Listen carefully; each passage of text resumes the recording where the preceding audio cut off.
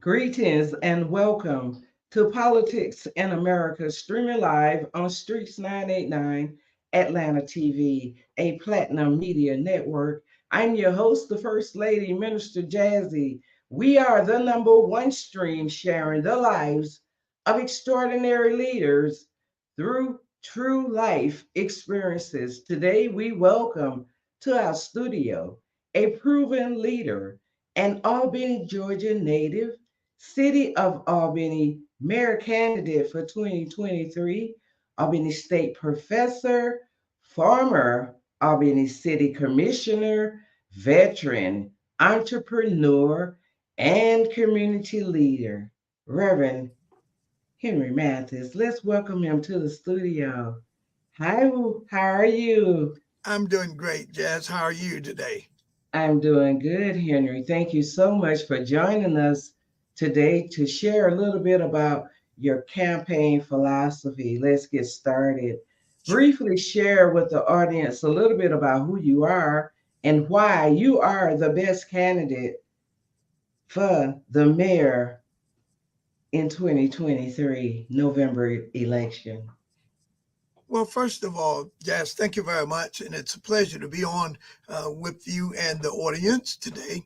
Um, I'm a native Albanian, born and raised in East Albany, attended the local schools here, um, Jackson Heights Elementary, now Robert Harvey, Carver Junior High, Monroe High for 1 year, and then full integration took place. And then I was transferred to Doherty High, where I received my um, high school diploma and a member of the class of 72.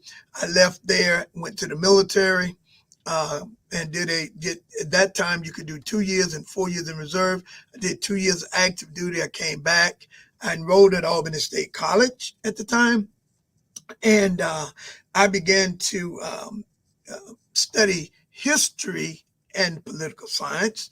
But as I was studying that, I had an opportunity to get involved with several political campaigns um, during that period. And while working on one statewide campaign, I learned that the college would soon be awarded a degree program in political science. So during my end of my sophomore week, coming into my junior year, um, I changed my major from history and political science to political science. Bear in Mhm. mind, Jazz, I was taking a gamble because if we didn't get it, I would have exhausted all of my VA benefits and I would have been without a degree. But as time would have it, we were awarded the political science degree program, and by that time of awarding that program being awarded, it made me become the first political science major to graduate from Albany State College. Um, Congratulations. and with that, I then launched my first campaign in '84. I ran against an incumbent, a local white businessman who was in the air conditioning business. And I ran against them, and there were several candidates in the race. And we ended up getting into a runoff. And after the runoff, I ended up losing the election by initially 4 votes, and I demanded a recount. And the recount showed that I had lost the election by 2 votes. And I went before the commission. Then was Mayor James H. Gray was the mayor then. I went before the commission and to ask them for a new election. And of course, they denied that.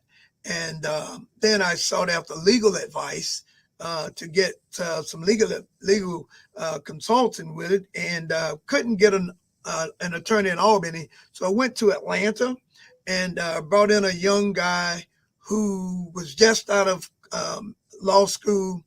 I presented my case to him. He came to Albany.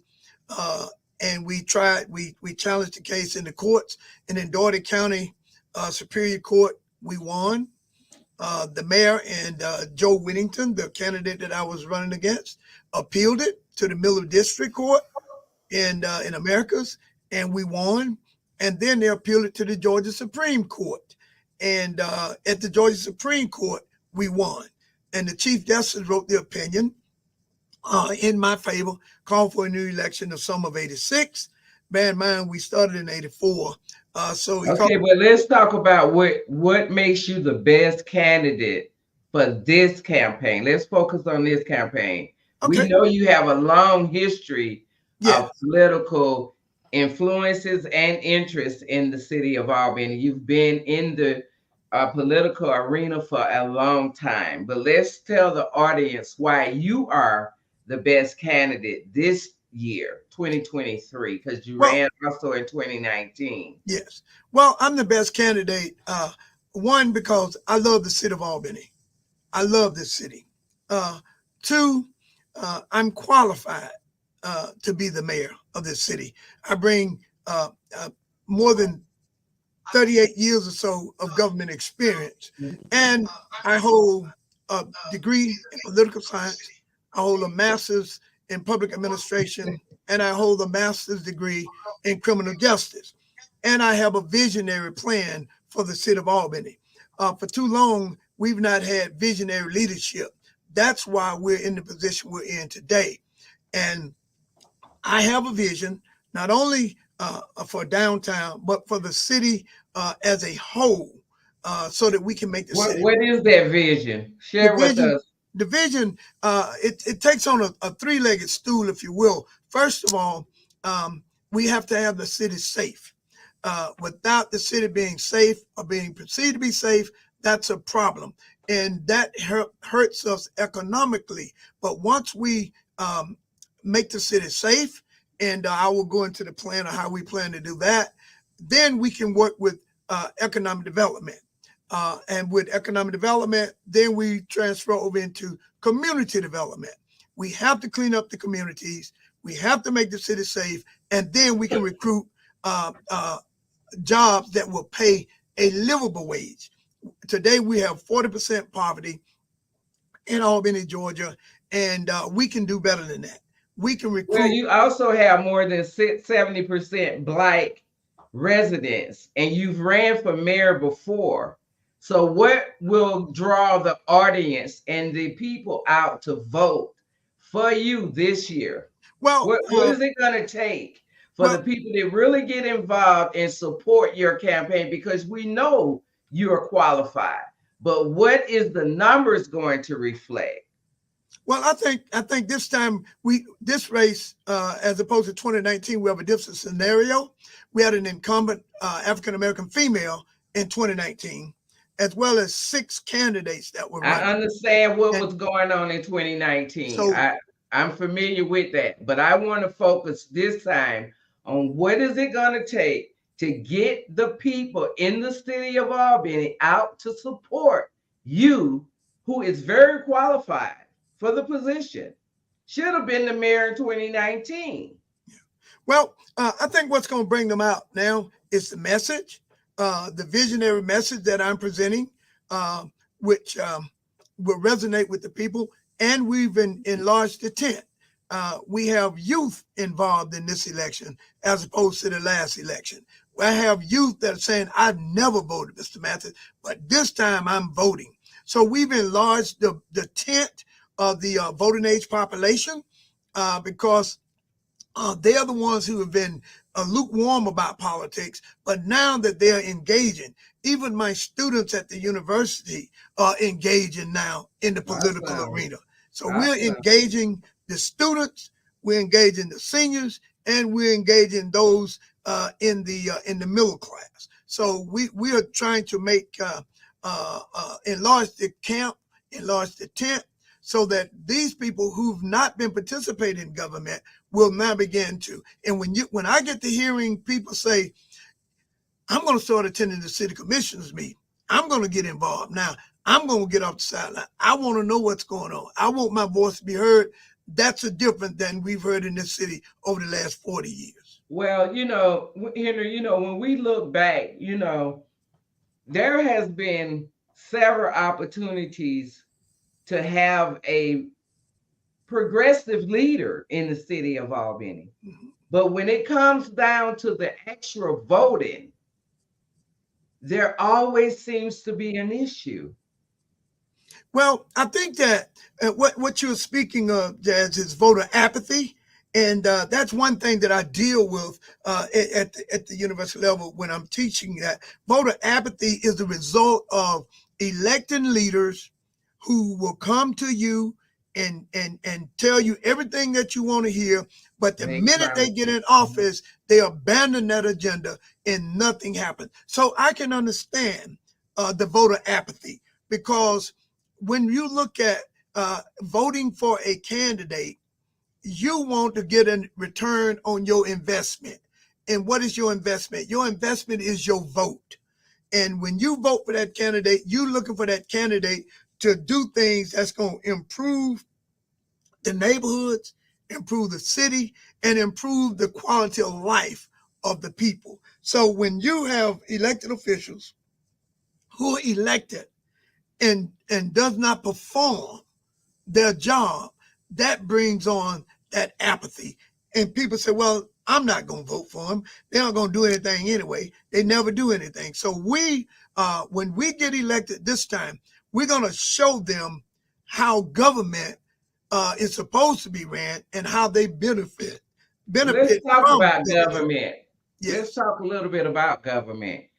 As a political science professor, what are your thoughts when it comes to advocating for reparations for the residents in the city of Albany? Well, Albany is, as you said earlier, Albany is a 77% or so a black town.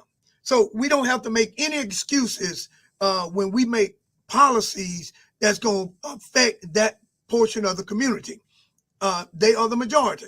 But we cannot run a city with just all black or all white. We have to have collaborations, and that's what a Mathis administration will bring. Collaboration. We will collaborate between the city, the county, the school board, and the community. We will have buy-in from all of those entities who represent the people of Albany. And we have to bring in both the majority as well as the minorities. And is that related to reparations? Well, reparation will come when we provide opportunities for the citizens to become gainfully employed, for them to make money. When the city is letting out bids and contracts, we have to make certain that a percentage of that money goes to the majority of the people, but in the minority sense, if you know what I mean. Well, let's talk about, you talk about government. How would you handle the Greyhound situation that is going on?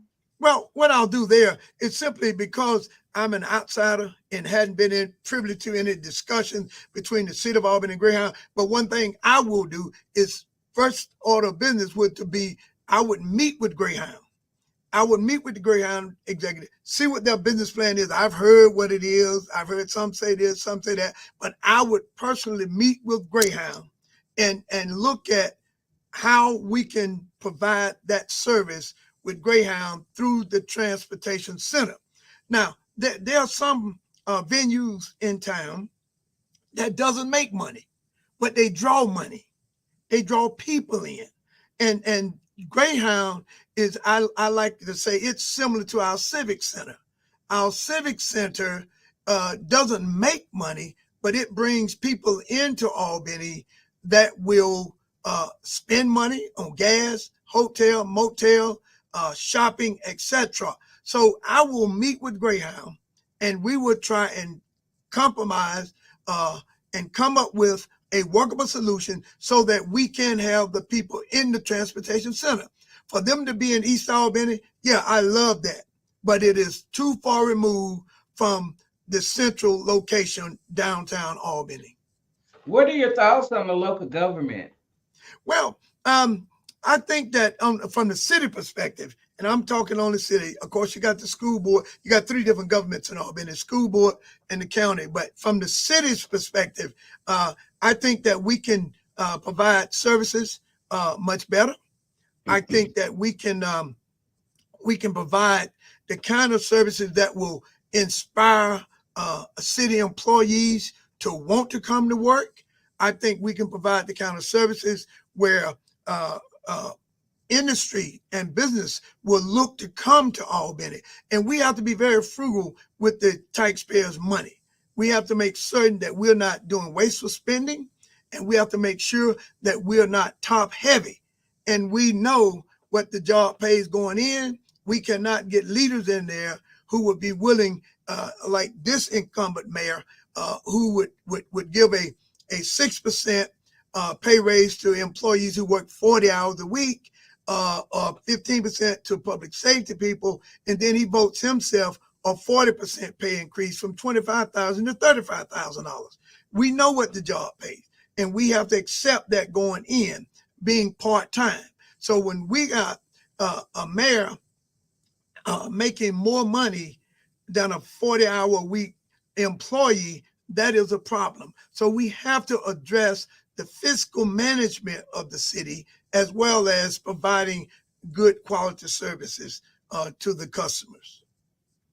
You know, the governor recently approved a $923,000 grant for the city of Albany. How would you transform the city if you were elected mayor? Well, one of the first things we'll do, I believe that we have to clean up the city. And what I mean by that is I would be willing to look at, we have 6 wards in the city. We have 1 through 6, and 2 of the 6 wards does not need the kind of services that Ward 1, Ward 2, Ward 3, and Ward 6 need. And those wards need different attention than Ward 4 and 5. Ward 5 is the Double Gate, Northwest Albany area. Ward 4 is a portion of that Northwest and North Albany section as well.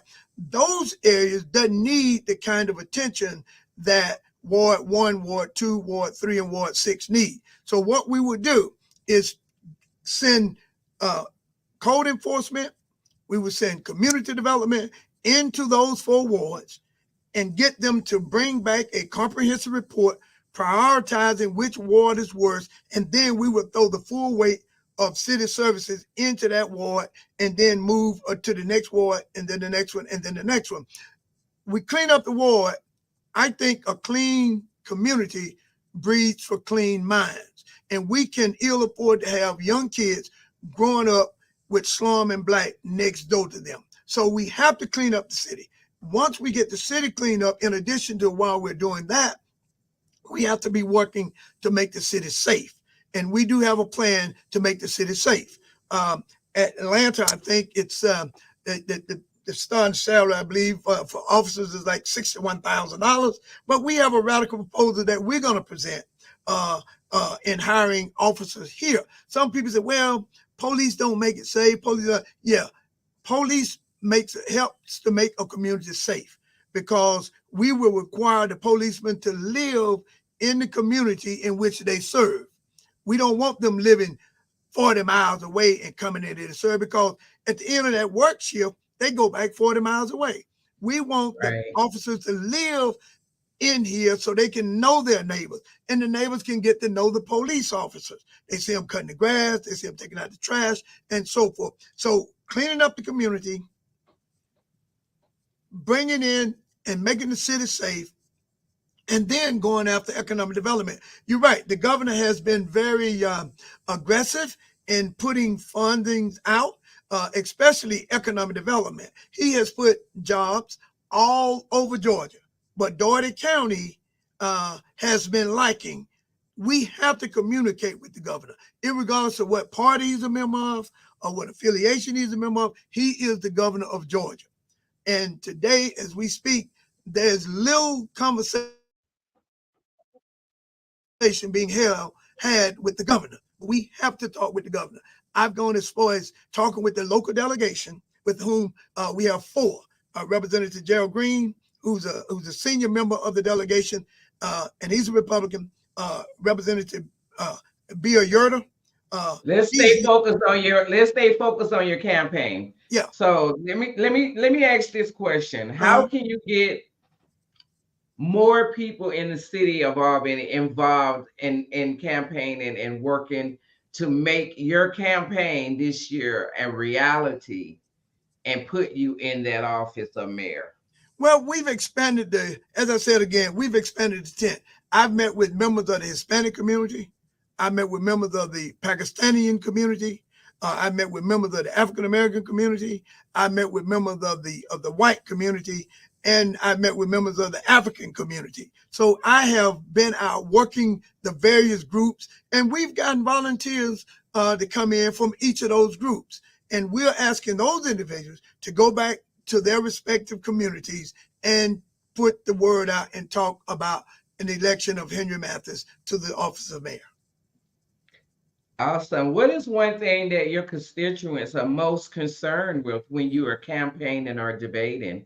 Well, my platform has been made up of just what you asked, Jazz, the important issue. And when you ask any citizen in Albany, north, east, south, or west, what's the number one issue? And the first thing they say is public safety. Public safety. That's the number one issue. And that's in the north, in the east, the south, and the west. We have to make the city safe. We have to preserve law because it is the law. And when people feel safe, they'll come out, they'll spend money, and they'll do activities. But now people feel that they are sheltered into their homes because it's not safe to come out. People feel that they're sheltered in their homes, in their communities, because it's not safe to be in their communities.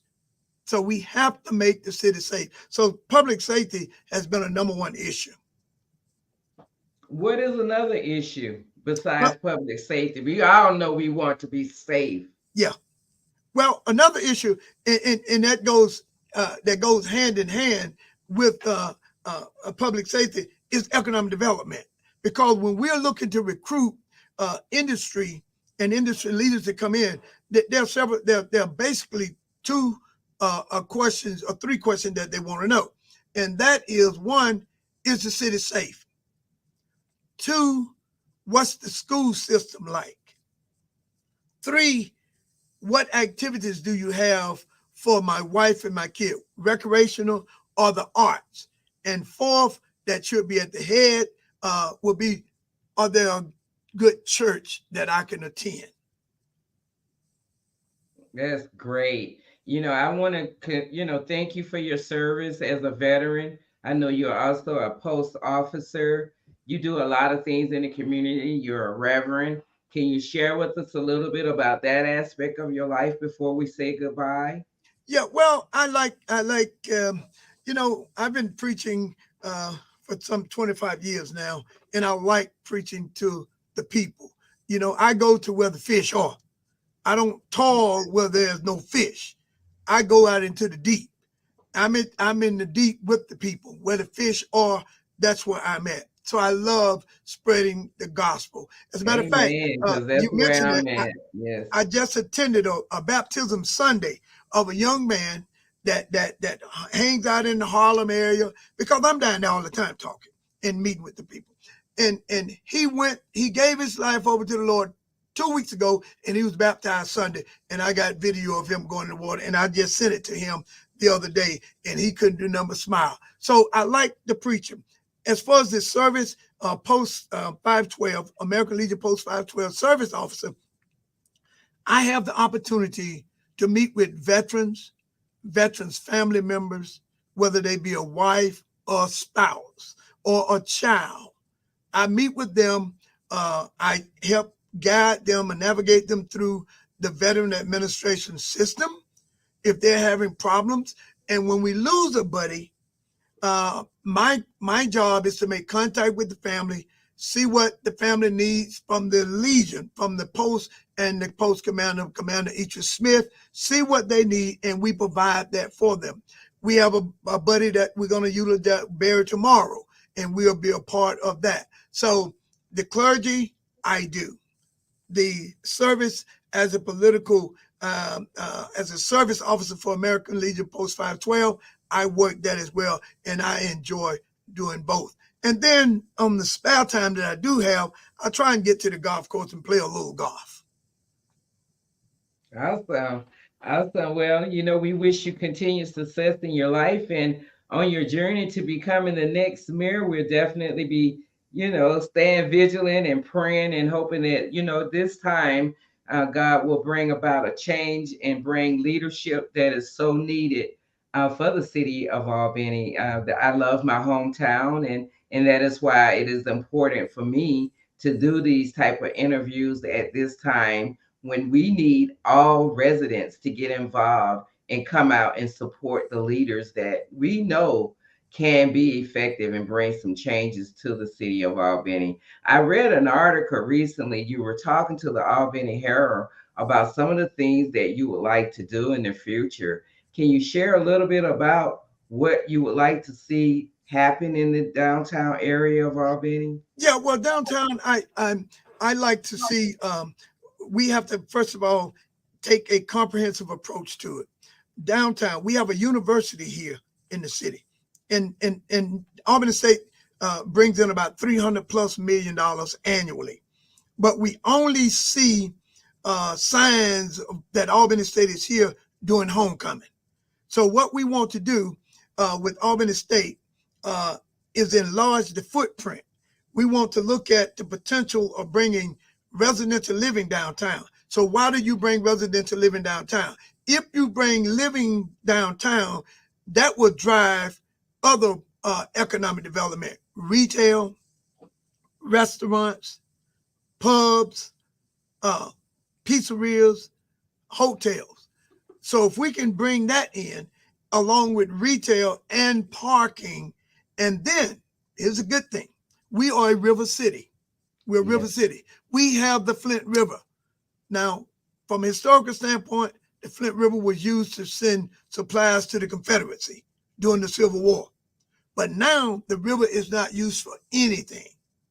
And I've been talking with 2 members of the Army Corps of Engineers about dredging and widening the Flint River so that we can make it recreational as well as economic. I like what you said. You said, the city goes to sleep at night. Yes. And, it is a vibrant area. It could be doing some amazing things with the water. Yes. It really could. So, I wish you continued success, and can't wait to see you. I hope that I get down there before the election and participate in one of you guys' debate. Hopefully I'll be able to do that. But if not, I'm going to be standing by watching to see what happens on November 7th. Well, we certainly appreciate that. And we do have, I think we have one debate scheduled for next week, the 19th, next Tuesday. And then on October the 5th, there's a group, the Criterion Club, along with the School of Business, as well as the Divine Nine. They're going to put on a debate. I hope it's a debate and not a forum, so that we'll get a chance to exchange ideas and share our vision as to where we want to go in the city and hear from each candidate. All right, Henry, well, you take care, and we will be in touch. And thank you so much for taking this opportunity to speak with our audience today.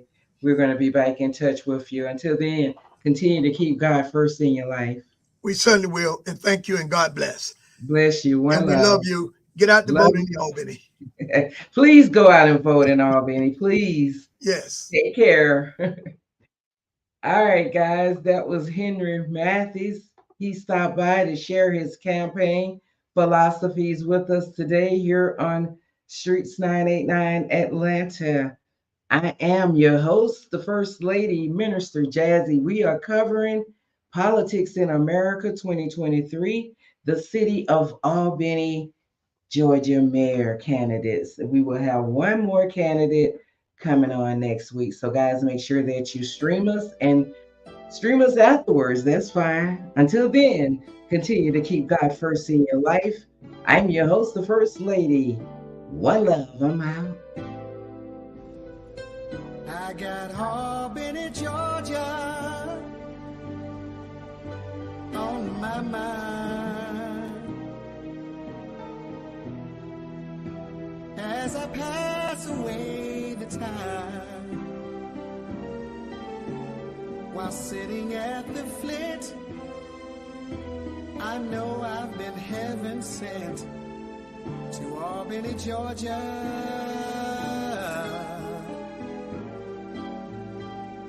I got Albany, Georgia in my heart. As I visit Turtle Park